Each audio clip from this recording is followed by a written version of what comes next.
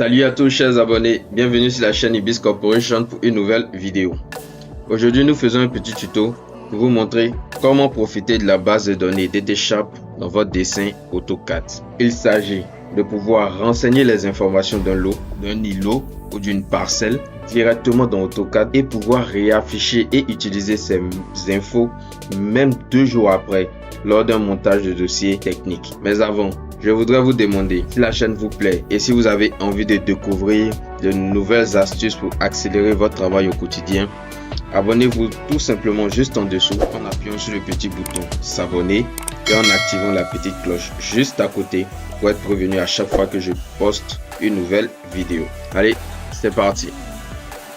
Le logiciel DataSharp est un logiciel simple et intuitif qui s'intègre directement dans AutoCAD et qui lui confère un large éventail de fonctionnalités. La première étape pour profiter de la base de données DataSharp dans votre dessin AutoCAD, c'est de charger votre dessin AutoCAD. Pour cela, on clique sur Fichier, Ouvrir et vous partez sur votre disque et vous sélectionnez votre dessin AutoCAD. Moi, je suis directement dans le dossier qui m'intéresse. Du coup, je sélectionne deuxième tranche ici et je fais Ouvrir. Comme exemple, nous allons profiter des atouts de la base de données DataSharp dans ce plan de lotissement. Pour activer la base de données DataSharp dans votre plan de lotissement, vous avez 2 méthodes. La première méthode, on clique sur DataSharp, base de données DataSharp, activer la base de données DataSharp. Voilà. Un message apparaît et on nous demande si nous voulons vraiment activer la base de données DataSharp dans le dessin. On clique sur oui. Vous voyez là, on voit que la base de données est activée. On clique sur OK. La deuxième méthode est de sélectionner une entité dans votre dessin avec un clic gauche, par exemple le 452. Puis faites un clic droit et sélectionnez propriété DataSharp. Vous voyez, la base de données est alors automatiquement activée et un ruban s'affiche à votre droite. Ce ruban permet de renseigner les infos de vos lots, îlots et parcelles et de les enregistrer pour une utilisation ultérieure. Les infos qu'il est possible de renseigner sont le nom de lotissement, le centre, l'îlot, le lot. Il faut dire que ces infos varient en fonction de la zone où vous êtes, soit en zone urbaine, soit en zone rurale. Les infos en milieu rural sont par exemple le département, la sous-préfecture, le village, le numéro de CF, etc. Donc, tous ces champs ne sont pas obligatoires. Vous remplissez selon le type de dossier que vous montez. Par exemple, renseignons les infos des lots 452. Ici, 452, 454 et 459. Je fais un clic gauche sur le lot 452. Ici, je renseigne l'îlot. L'îlot, c'est l'îlot 46.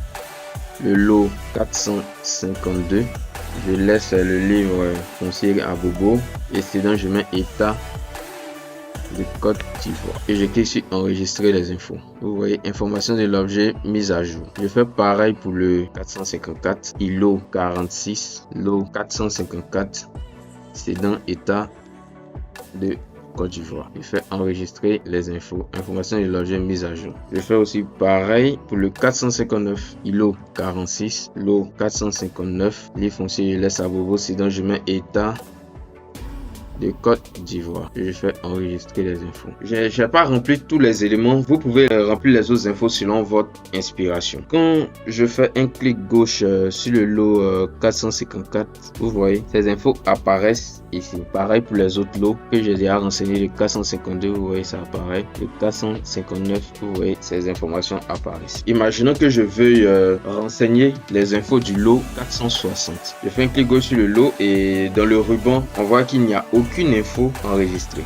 Pour renseigner les infos du lot 460, j'ai la possibilité de copier les infos d'un lot existant en cliquant sur ici copier les infos. Puis je sélectionne le lot dont je veux copier les infos. Par exemple le lot 454 ici. Quand je clique, vous voyez, les infos du lot 454 apparaissent dans le ruban et je peux juste changer ici en termes de lot, je mets 460. Puis je clique sur enregistrer les infos. Quand je reviens sur le lot 460, 452 par exemple, c'est 452. Quand je reviens sur 460, vous voyez, c'est le 460. Voilà. Vous procédez pareillement pour renseigner les infos de vos lots et îlots à votre guise dans votre lotissement. Nous ici, on va renseigner un peu plus d'infos pour le lot 452. Le lot 452, je vais rajouter sinon de lotissement, test, centre, je mets Yamoussoukro.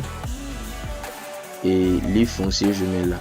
Je laisse le cédant état de Côte d'Ivoire et je fais enregistrer les infos. Voilà, les infos sont enregistrées, les nouvelles infos. Pour profiter de ces infos lors du montage du dossier technique, vous devez cliquer ici par exemple. Si c'est un dossier technique comme lui, bien vous cliquez dossier technique urbain. On a un nouveau bouton ici qui se nomme charger les infos depuis la BD et c'est lui qu'on va utiliser. Et pour bien percevoir son effet, je vais vider les infos. Voilà, d'abord les infos qui sont renseignées par défaut pour le lot. Là ici c'est par défaut. Donc, je fais vider les champs. Vous voyez, j'ai vidé les champs et les infos ont été effacées. Je clique maintenant sur charger les infos depuis la BD. Je sélectionne mon lot 452.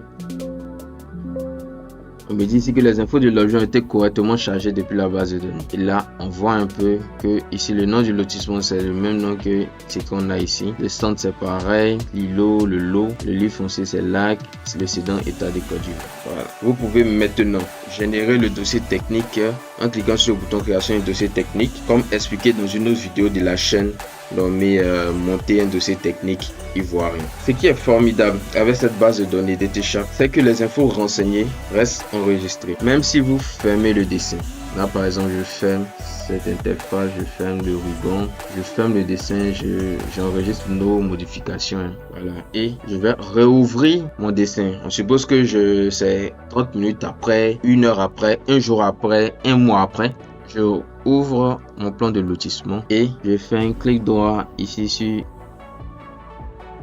sur le lot 452. Je fais propriété DTCharp. Vous voyez, malgré que j'ai fermé le dessin et que je l'ai réouvert peut-être un mois après, les infos sont toujours disponibles. Et voilà, vous venez d'exploiter au mieux la base de données DTCharp dans votre dessin AutoCAD. J'espère que ce tuto vous aidera dans le montage rapide et efficace de vos dossiers techniques. Si la vidéo vous a plu, n'hésitez pas à mettre un pouce bleu juste en dessous, ça nous fera super plaisir. N'hésitez pas aussi à vous abonner sur la chaîne et activer la petite cloche pour ne rater aucune nouvelle vidéo. Du coup, on se retrouve bientôt sur notre chaîne pour de nouvelles astuces qui accéléreront votre travail au quotidien.